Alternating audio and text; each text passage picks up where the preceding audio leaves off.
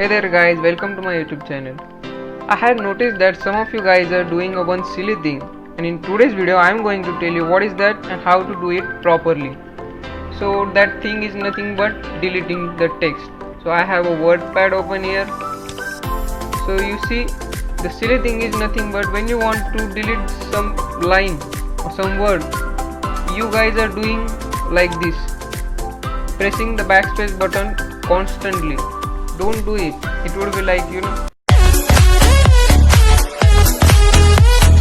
So that's not right way. It's very time consuming. So if you wish to delete any particular paragraph or any particular line, just select it by cursor and click the backspace button. You see, it's very easy.